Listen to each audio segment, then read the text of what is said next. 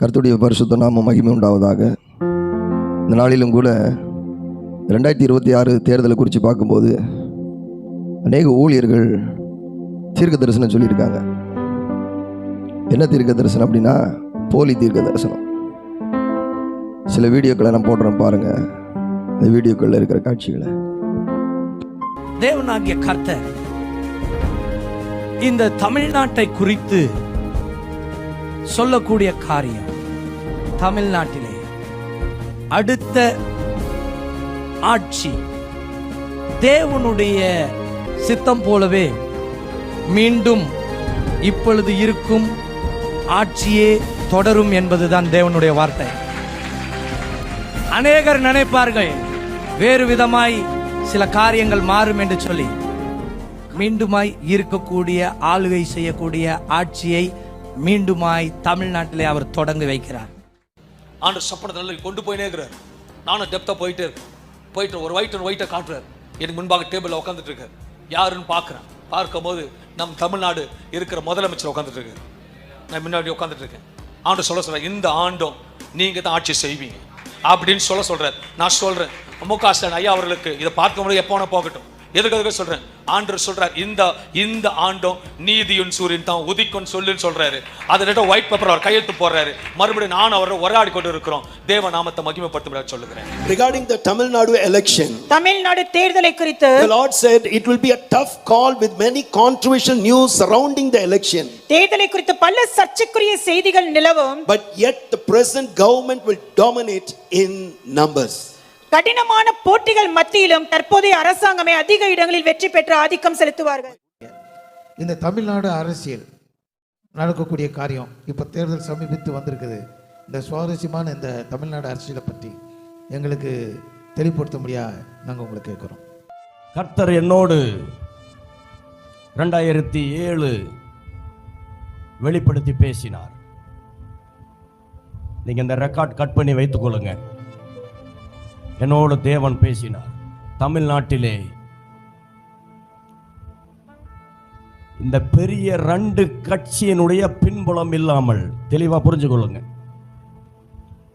அண்ணா திமுக இல்லாம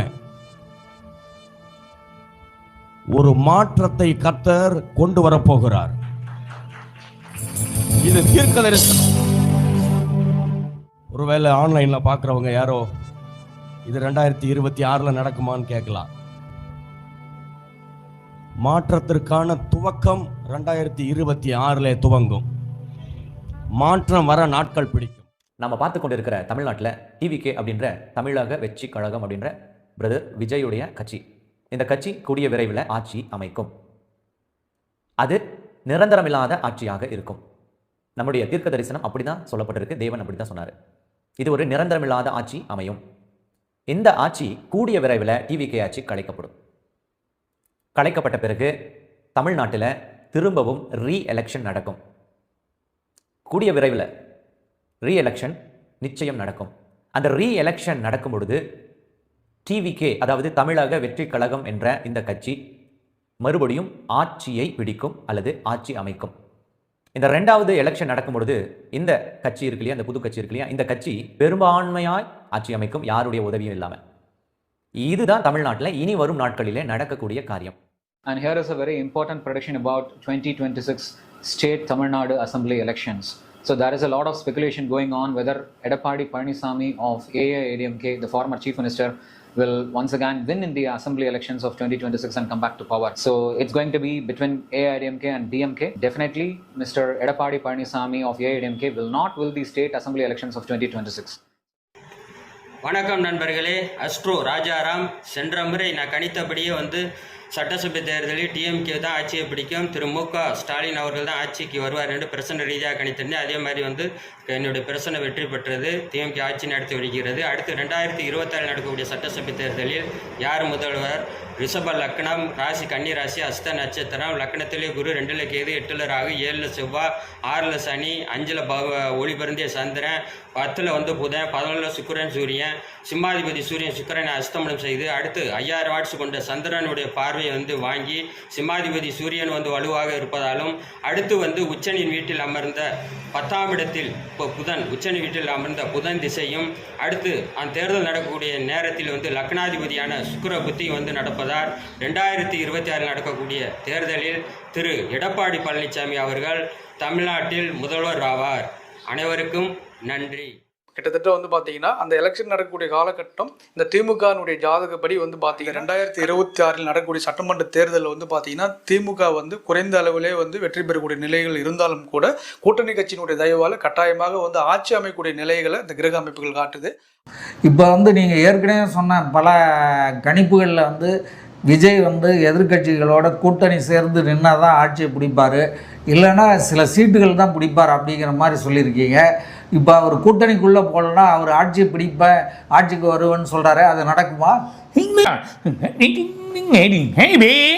இந்த தடவை சின்ன ஒரு மாற்றங்கள் ஏற்பட்டு வழி வருவார் உள்ள, ஆனால் அடுத்த தடவை அவர் தான் உட்காருவார்.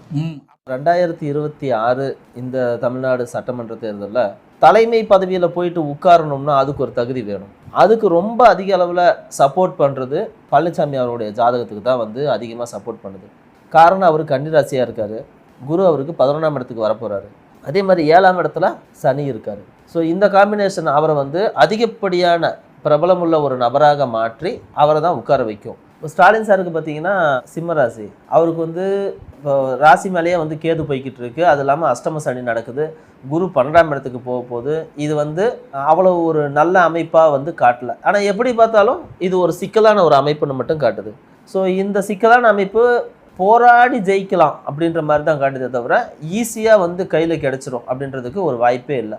அதே மாதிரி நம்ம டிவிகே விஜய் அவருடைய ஜாதகம் பார்த்தாலும் அது நல்லா இருக்குது, ஆனால் இன்னும் அவருக்கு அந்த காலம் வந்து கூடி வரல, அதுக்குரிய தசாபுத்தி அமைப்பும் செட் ஆகி வரல. ஆனால் அவர் வந்து புதுசாக வந்தவர் அப்படின்னு சொல்கிறதுக்கான வாய்ப்பே இல்லாத மாதிரி தான் இப்போ வந்து அமையப்போகுது. இது வந்து ஒரு மிகப்பெரிய ஃபஸ்ட்டு வந்த உடனே 10-20% வரைக்குமே ஓட்டு வாங்குறதுக்கு அவங்களுக்கு ஒரு வாய்ப்பு இருக்குது. விஜய்யுடைய ஜாதகத்துப்படி அவர் அதை அடைய மாட்டார் அப்படின்னாலும் களத்தை வந்து குழப்பி விடுற வேலையை அவர் வந்து கரெக்டாக செய்வார். யார் ஜெயிப்பாங்களோ அவங்க தோக்க வைக்கிறது, யார் தோப்பாங்களோ அவங்கள ஜெயிக்க வைக்கிறது, இந்த மாதிரியான ஒரு கேம் சேஞ்சராக வந்து விஜய் இருப்பார். எல்லோருக்கும் வணக்கங்க. நான் அகில இந்திய சிவசிவ ஓம் சக்தி பீடத்தினுடைய அருளாளர் கர்பசாமி அருள்வாக்கு சிவபாலன் ராஜா சிவபாலன் பேசுகிறேன்.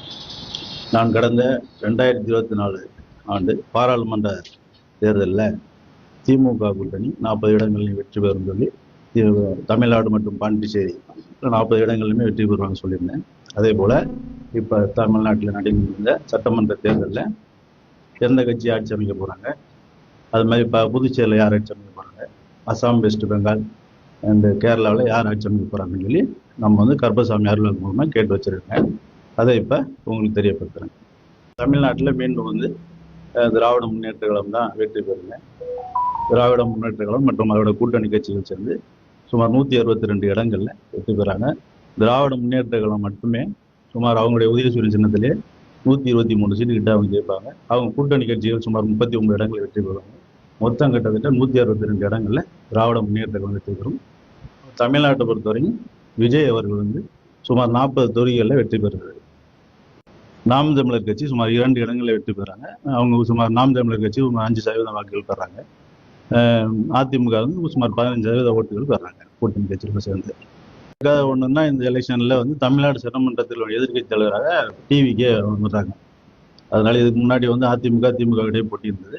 இந்த முறை வந்து விஜய் அவர்கள் வந்து எதிர்கட்சி தலைவராகிறாங்க. அது கருத்து கணிப்புகள்ங்கிறது வந்து நீங்கள் மக்கள்கிட்ட கேட்டு சொல்றது, நம்ம வந்து இது இறை அருள் வாக்கில் சொல்றது. அதனால் இறை அருள் வாக்குங்கிறது இதுதான் உண்மை. இது சும்மா பாண்டிச்சேரியும் வந்து பார்த்துருக்குங்க. பாண்டிச்சேரியில் சுமார் வந்து தமிழர் வெற்றிகளும் நம்முடைய ஆட்சி அமைக்கிறாங்க. 19 இடங்களில் தனிப்பெரும்பான்மையாக தமிழர் வெற்றிகளும் அங்கே ஆட்சி அமைக்கிறாங்க. அங்கே வந்து திமுக காங்கிரஸ் கூட்டணி 2வது இடத்துக்கு வராங்க. அதுபோல் கேரளாவில் வந்து பினராயி விஜயன் அவர்கள் மீண்டும் ஆட்சி அமைக்கிறாரு. மேற்கு வங்காளத்தில் பார்த்தீங்கன்னா அங்கே மம்தா பானர்ஜியும் காங்கிரஸும் சேர்ந்து தான் கூட்டணி ஆட்சி அமைக்க வேண்டிய சூழ்நிலை தான் வரும். அங்கே யாருக்குமே ஒரு அறுதி பெரும்பான்மை கிடைக்காது மேற்கு வங்காளத்தில். அதில் நம்பர் 1 வந்து மம்தா பானர்ஜியுடைய கட்சி வந்து சுமார் 120 தொகுதியில் வெற்றி பெறுவாங்க. அது 2வது பெரிய கட்சியாக பாரதிய ஜனதா அங்கே வலுப்பெறும். காங்கிரஸும் 33 இடங்களில் அங்கே வெற்றி பெறாங்க. மம்தா பானர்ஜி சுமார் 120 தொகுதியில் வெற்றி பெறாங்க. 2 பேரும் சேர்ந்து ஆட்சி அமைக்க வேண்டிய சூழ்நிலை மேற்கு வங்காளத்தில் ஏற்படும். முதலமைச்சராக பதவியேற்ற விஜய்க்கு பிரதமர் மோடி வாழ்த்து. மக்களின் வாழ்க்கையை மேம்படுத்த மத்திய அரசு தமிழ்நாடு அரசுடன் இணைந்து தொடர்ந்து பணியாற்றும் என உறுதி.